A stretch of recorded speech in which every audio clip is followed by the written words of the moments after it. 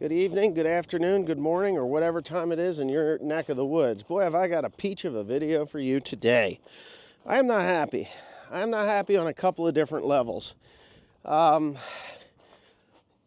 a couple of different levels. And I will say this, before I get started on this video, this big yellow machine, I like it. It's comfortable, powerful, does the job it's supposed to do. I really do like it. But, and there is a huge but, I'm more than likely going to be pulling the TR96 out of the shed today so I can work, because this machine has a problem. It has a problem that I can't rectify. No, I didn't blow up the engine. No, nothing exploded. But, and I will show you in a second here, he did empty it good. It will start up and it will run. But I have no power. I have, what the hell did he do with my, there it is. Ay. I think that's my wife that's calling. Oh, what a pain in the neck right now. Sorry about you. Oh, hold on a second. I don't know where I was in this rant, but okay. So, ComBine does a phenomenal job. Got plenty of power. Cleans really good, thrashes really good, can take the tough, wheat straw. If it's a little tough, it'll eat it. Soybeans, it'll go right through it. Corn, perfect, runs really good. But we have this little thing called a diesel exhaust system on here, the DEF injector, right? So the DEF injector on this particular machine is before the particulate filter, the DPF. So, which I thought was really weird because ureas can plug shit up. But anyways, that's how this system works. It's got 4 thermal couplings in the DPF, and at the back is the NOx sensor. So the NOx sensor is past the DPF. That just measures nitric oxide. Okay, so if the DPF or the DEF injector isn't working properly, it throws off the nitrous oxide level, raises it up. Apparently, urea does something to nitrous oxide, and it gets too high. So anyway, the computer comes on and it tells me once that there was a problem, just once. I was like, okay. So we fiddled around with it for a while, and I was like, that's weird. And we fiddled around with it, couldn't get anything out of it. I tapped some things, I tapped the injector. I thought maybe there was a little bit of crud or something in there. Anyway, whatever. I decided I was just going to tolerate the noise because it beeps at you constantly. I got to get going, you got to get done. Well, I made it halfway around the field with the beep, and all of a sudden it goes, done. No more noise. It just went away. Codes were gone. I went into the computer, which I'm going to do right now. Let me show you what you have to do to get in here. I don't think I need that. Hold on a second. It's pretty cold outside, actually. So this is an IntelliView 4 monitor. This is a 2012 CR8090. This is a Class 9 ComBine. It's a big bastard. It'll do a 40-foot head easily. A 40-foot grain head, 12-row corn head. But here it is. DEF AdBlue injection failure. That's what started the whole thing, right? Power limitation. And you can hit that, and it'll come up. NOx sensor failure. Bad intelligent device. So it says there's a bad intelligent device. Okay, do that. And then this is just a normal real position sensor. Torque limitation. Inducement active, shortage to high source, okay, because that's what it does when those things fail. You can go in, we can back that up, we can go to diagnostics, we can go to faults. So the only fault that I have that's active is the DEF AdBlue injection fault. Give you fault info, DEF AdBlue injection failure, power limitation, you hit OK, right? So, and there's something else you can hit. Come on. And then you can do that, and it says last active 11/15 November 6th, which I believe is today, because it just did it. Now this thing here, you can look at the fault info on that one. Left row guide sensor, these are just silly things that cannot engage automatic, and they're all okay. So that's fine. We don't need that on anymore. That's fine. So, okay, what do? Well, you pull the DEF injector out and you clean it, right? Because let's face it, it's just a solenoid that opens up and it's got pressure and it shoots the diesel exhaust fluid into the stream of exhaust. Done. Out it goes, reduces nitrous oxide going out the tailpipe, and life is good, right? Not for New Holland and the federal government. So what I found out was once this thing derates, you cannot do anything here. It's not like the John Deere. And everybody bitched and complained about John Deere. Oh, John Deere won't let you work on their own equipment. I'm telling you right now, every John Deere tractor has everything on board that computer to repair and diagnose it if you want to, or if you know how to.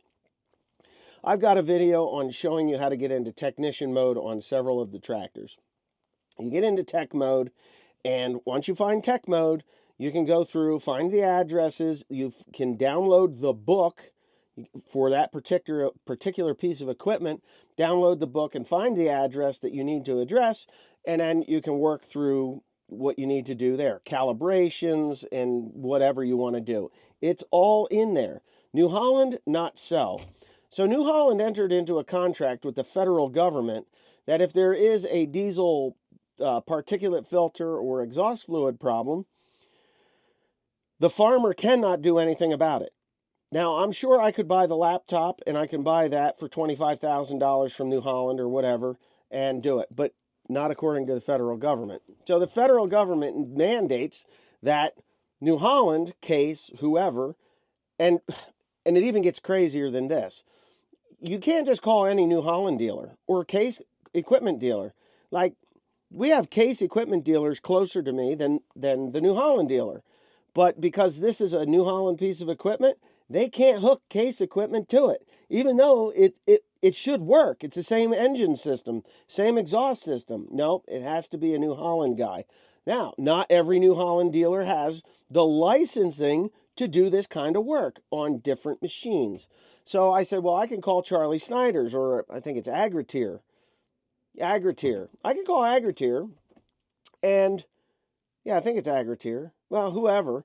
And Ag Industrial. I could call Ag Industrial, and they should be able to do it. And the guy says, well, they may not be licensed to do that model combine. I'm like, what are you talking about? They may only be licensed up to a certain size tractor, or maybe they're licensed to do forage harvesters and smaller tractors, or big tractors and not smaller tractors. You actually have to get the dealership that can do this work. My dealership is 2 hours and 45 minutes away from me for this machine, right? And it's no different than John Deere. So my 8530 a few years ago had problems with the hydro. My dealer's an hour or so away. Hold on. That was just deer country. So anyway, let me get back to this story because I'm flustered.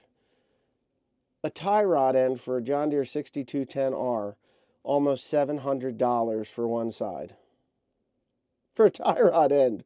A fucking ball joint! There's no money here! There's no money in this business! And they're charging us $700, almost $700 for a tie rod end. Oh my God.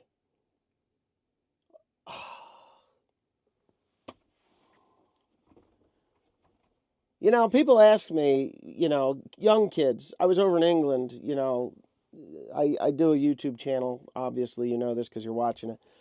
And I was over in England, and I had a young guy ask me a lot of questions, and I it's no different in England. It's no different anywhere in the world. They're fucking us so bad, it's not even funny.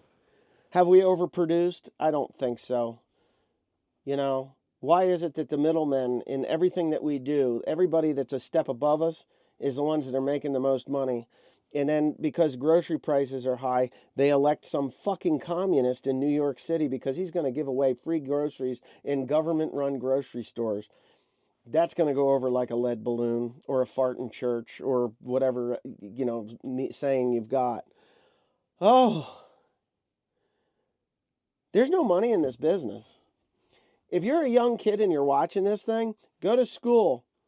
Learn how to, I don't know, anything but farming. Quit. Quit while you're ahead. Wow. I'm almost in tears. Really, honestly.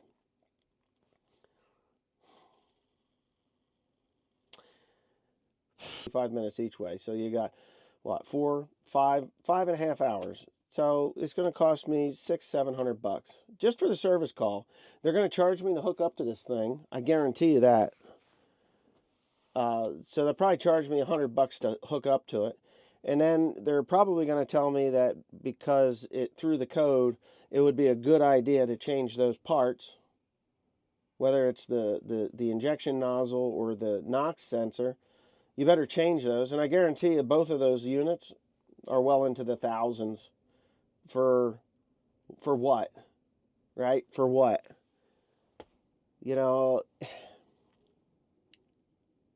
We're not saving the planet by doing this. We're taxing the people. We're taxing people for something that you can't change. That big ball of fire in the sky right there? Let me point it at you. You see that big ball of fire right there? It's known as the sun. The sun is what dictates everything that happens on this planet. The sun is. The oil in the ground, the sun. The carbon in the soil, the sun. The air that we breathe, the sun. Right? Right. So all energy comes from the sun. That's what it does. This NOx, this nitrous oxide that they're trying to prevent from polluting the world, we're like one of a few countries in the whole world that really even gives a shit. So everything that we do all year long is undone in one afternoon in China, right? And I'm not saying that, that it's a bad thing. It's just it's costing so much money. And when you have a crop that isn't worth anything, I was talking with my dad this morning on this thing. The crop isn't worth anything. Back in 1976, 75, 76, soybeans were $13 a bushel. Neighbor over here bought a pickup truck on one 7-acre field back in the 70s. A ComBine. You could buy a K2 gleaner back in 1970, whatever, 6, 7, 8, something like that, whenever they were made, for under $15,000. Yeah, it was a tiny little combine, but $15,000.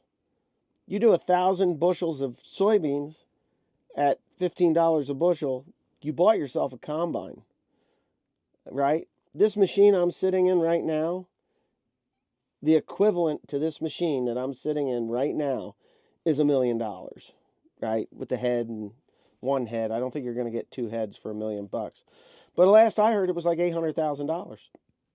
Now, if you get a CR11, which is a class 10.5 combine, or a CR10, CR11, they're over $1 million each, just a combine. Then you got to buy the heads, right? For soybeans that are barely over $11, right? Oh, but you get so many more bushels to the acre. I was raising 80 bushel soybeans back in the 90s, right? They were conventional soybeans. We didn't have deer. We could raise 50 to 80 bushel soybeans back then. I'm hard pressed to produce 50, 55 bushel soybeans today. I'll get them here and there. The weather's changed. Obviously, we're in cycles. It's called cycles. We're cycling into the colder climate now. We're going to have colder weather now. But the climate has changed a little bit towards, it's made it harder for soybeans. We got all kinds of stuff, but we're not producing the tons of, beans to the acre that we used to. But I'll tell you what, I am upset and I'm frustrated that I can't do anything with this combine until they come out, plug the computer in, and reset my clock so that I can start the machine up and combine these 35 bushel soybeans. That's all they are. We had 5 weeks of dry weather in August. I think it was August. Yeah, August. All of August, nothing. And these soybeans didn't produce the top 8 inches of the plant. 8 to 10 inches of the plant didn't produce anything. They were stunted and they didn't produce anything up there. Just tiny little flat beans. So, yeah, what do you do? What are we going to do? I'd say I'd sell this combine, which I would like to actually. I'm actually, right now, I'm going to go get in my truck. I'm going to go get gasoline in it. Then I'm going to go home and I'm going to start up the TR96. And I'm going to pull the TR96 out of the shed and I'm going to hook it up to the grain platform. And I'm going to look. I know that Shoop sells the floor for the grain platform.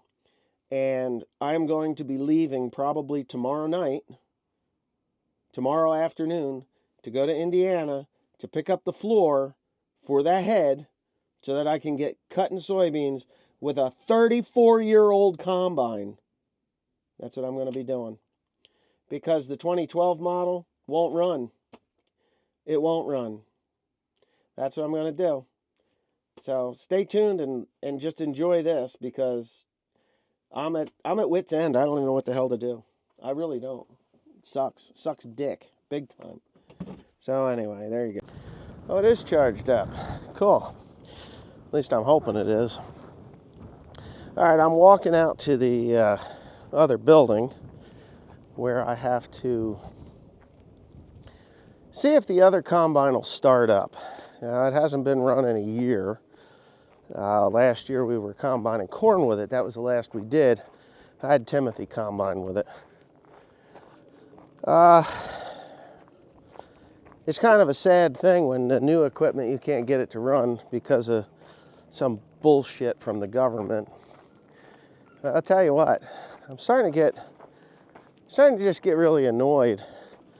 But here's what's going to happen. I'm going to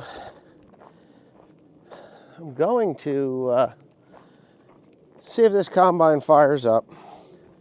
It's in good shape. I got new belts on it and stuff. It'll run. But there's a problem with the grain platform, and I have to run to Shoop's to get the parts because New Holland doesn't support it anymore. And what I'll do is I'm going to make this assessment here pretty soon. But I'm going to make this assessment here pretty soon, and then I got to make up my mind if I'm taking off tonight to go get those parts or whether I'm taking off tomorrow to get those parts. No matter what, I got to be back by Sunday. But here's the old girl. We didn't get rid of it. It's still in here. I had straw stacked up in here, and I guess there's just a couple of bales left. But yeah, 34 years old. Oh man, cobwebs. We had it running. See, I'm kind of scared with the tires. They're all checked, you know. Let's see what we can do. Huh. Boy. Not that it's that big of a deal to have a 34-year-old combine. I'm sure there's quite a few of these old beasts still running. Oh, look at the cobwebs. This is an old start, cold start. Oh, I hate spiders. I just absolutely hate spiders. Hate them. They're like pretty cold spiders, so they're not going to bite me. Will it start? Wow. Oh. What?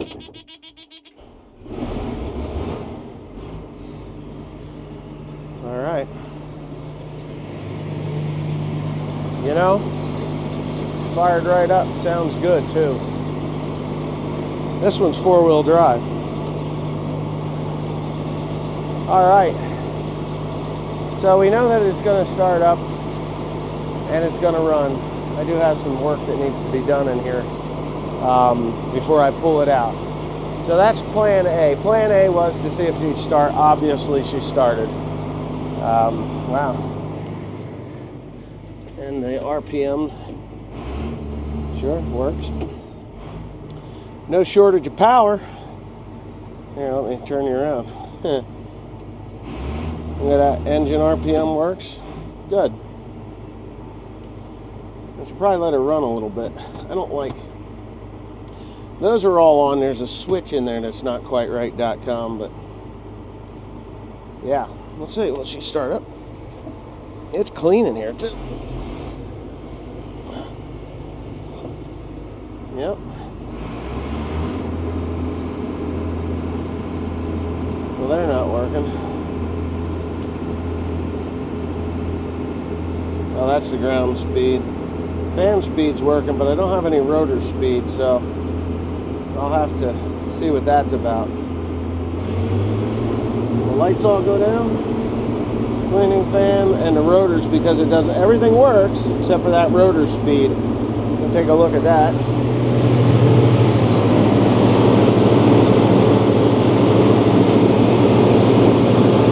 A little bit of dust. That's all right. No rats went running. Okay. Let me shut you down. Okay. Well, we know that that's going to work. Let's see. Everything go out. Yep. Auger goes out and comes back in. Cool. Let me shut her off. Engine 1040. All right. Yep. That's that. It's going to need to be cleaned up. Ugh, look at the dust. Ugh. I don't like that noise. What the hell was that? Oh, the tin is working loose. All right. So I don't see anything dead come out of there, so no rats, just some corn cobs and things like that. So I got to walk up to the field and see. I know that the floor in this thing was bad, and New Holland didn't support it anymore. And it's a double throw gearbox, so that's no big deal. It's a good head. It's a 973, 20-foot flex. So I'll see what the floor looks like, and then I got to call up out to Shoop's. They have stainless steel floors that can go in it, and I think that's what I'm going to be buying. They're a couple $100 a piece from what I remember, but if they're anything like anybody else, they're just getting more and more expensive, and I just got to get going. You know, even if I can get going by Saturday, like if today's Thursday, I can get going by Saturday.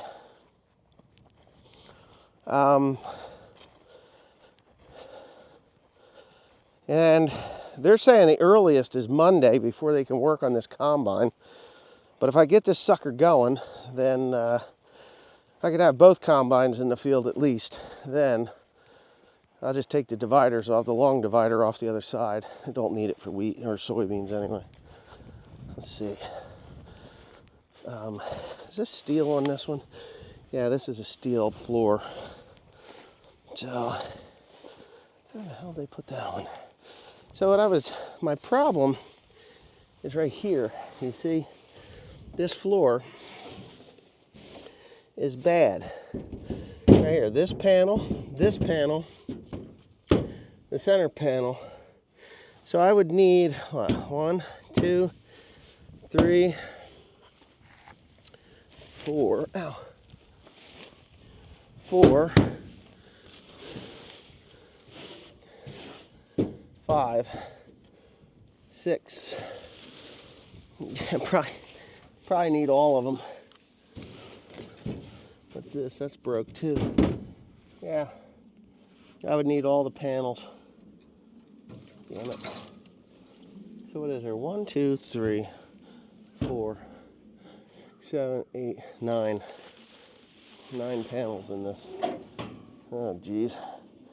9 panels. I'm going to get online, see what Shoop has for the panels, and if they've got the panels, then I'm going to Shoop's in Indiana to pick this up so that I can get moving on these soybeans, because I just don't have time to wait anymore. I just don't have time to wait. And the nice thing is, then Tim can run one combine, and I'll get in the other one when it does get going, and we can knock this out pretty fast. So disappointing. But anyway, life of a farmer. If you're wanting to get into farming, don't. Just don't. Don't. I think it's, there was a heyday, but it ain't today. And I don't think it's going to be for a long time. So, anyways, here we go.